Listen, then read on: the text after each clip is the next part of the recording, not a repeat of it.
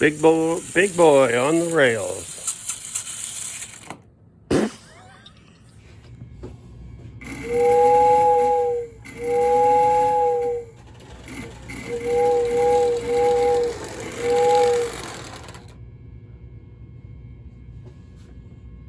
Hello everybody, and welcome back to Old Frail and Decrepit.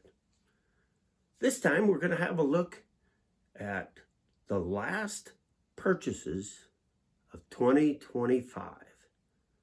Now I made a little trip to the local train store because I figured, no point in them having that over the New Year's holiday, right?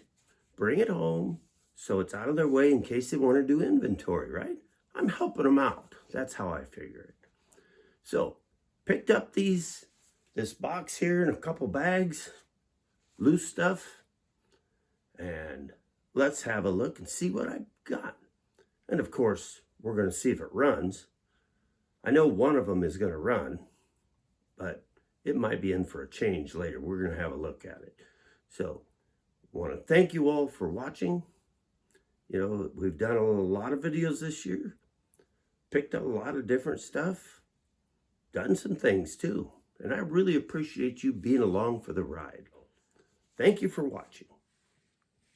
Let's get started with looking at the new acquisitions, the things that I picked up at the local train store.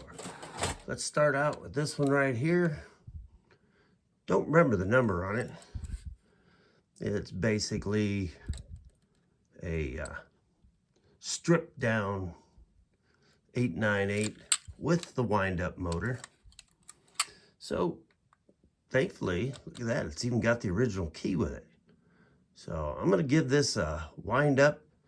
Now, to be fair, I've already wound it up, turned it on. I haven't put it on the track yet, just to see what I was dealing with here. So let's give that a few cranks and see if it'll go around the track.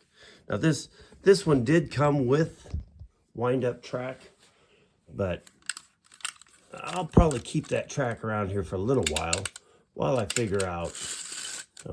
Might want to put it in the off position while you're winding. Let's pull the key out. This did come with its own cars, its own track, and one I was sure was going to run.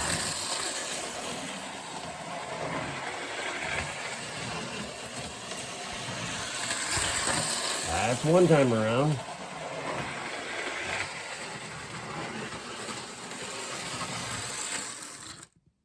Hey, 2 times around, that's not too bad. Let's see what else came with that. All right, this is the wedge tender. Doesn't look too bad. Now this doesn't have the weights in it, and it does have tab and slot at both ends. Now, I don't know if that was original. It does look like it's probably original to it because it does have the plastic wheels. Then the 553 Santa Fe tank car, again with the plastic wheels. And this one I was a little excited for. This is the blue Bessemer 90171 boxcar with opening doors. And both doors were there, and the door tracks. So this one's going to stay. The only thing I'm going to do with this, I'm going to put the metal wheels on it. But I've got a couple of Bessemers in the red, but they have the plug doors. They're just the printed on doors. And then this has the 556 caboose, again with the wow, I didn't even notice that. Take a look at those wheels. Let's see if I can get it. There we go. I'd say we had these wheels off at some point. I've never run into that before. May have to run that on the track, see what happens. Because it's got the flanges on the outside of the track. That's kind of interesting. Never run into that one before.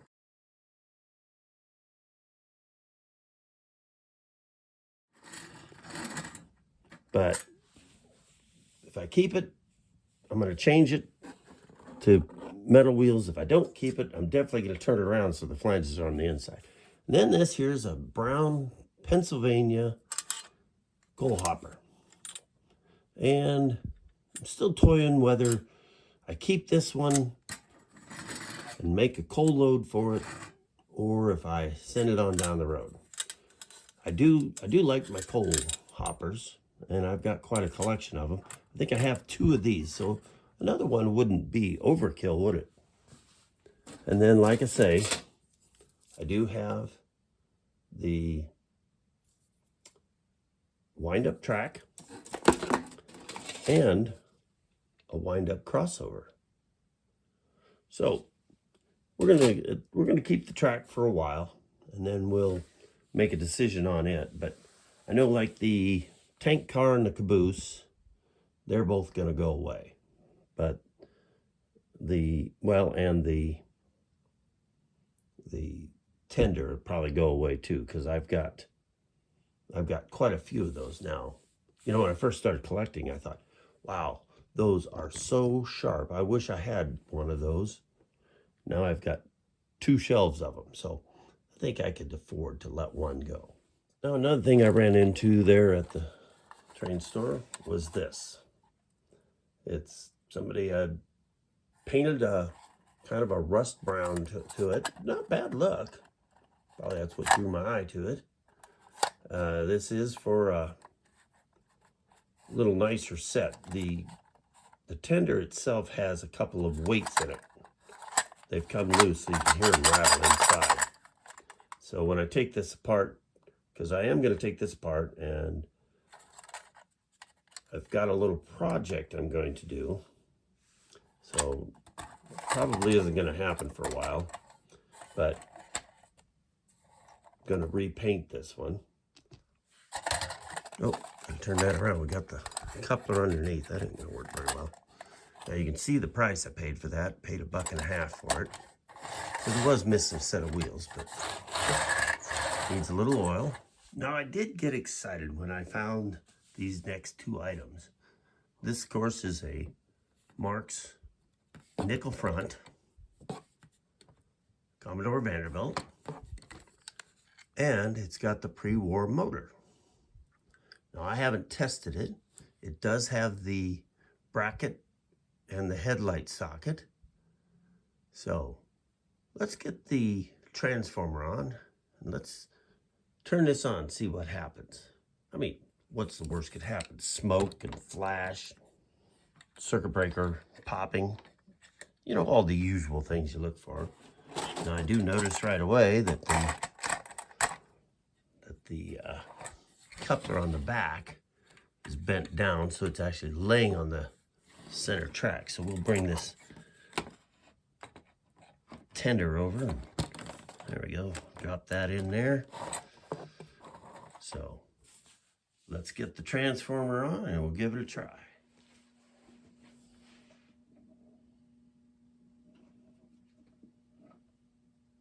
Well, nothing yet. So let's see what we can do with a little movement. Oh.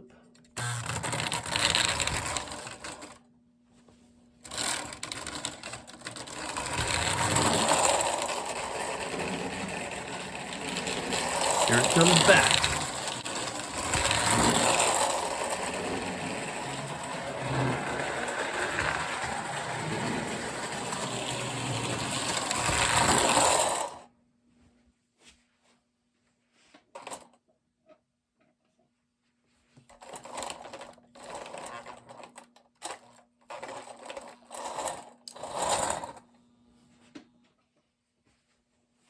We're going to call that a runner.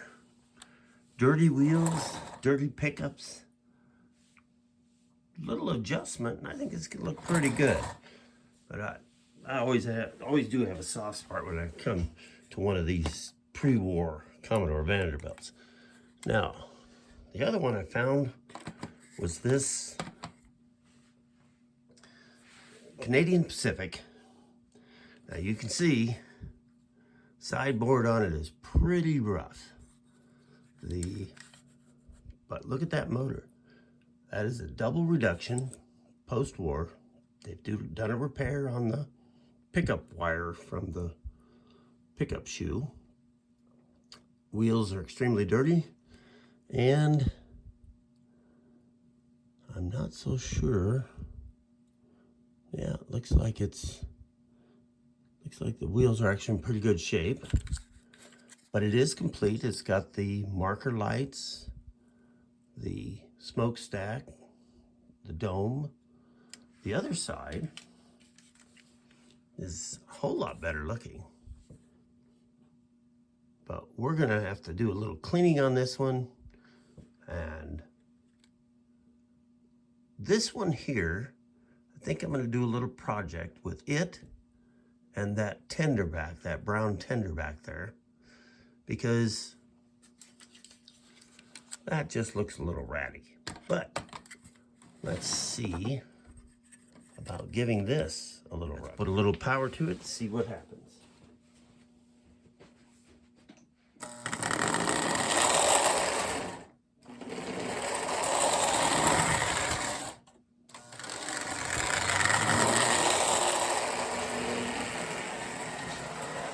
We're getting quite a bit of sparking from them old dirty wheels.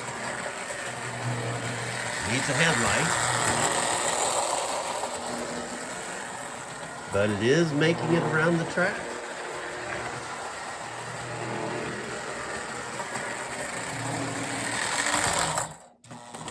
And the unit works.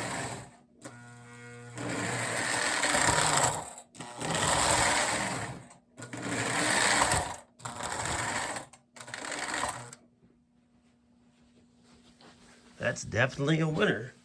But as you can see, it is rough cosmetically. It is a post-war motor, but we're gonna go ahead and this one will probably end up getting a makeover. So maybe later in 2026, we'll get to see this engine again, only looking in a little happier condition. So we're gonna have to do some cleanup on these, and maybe we can get us a train together on these, maybe actually pull a little freight.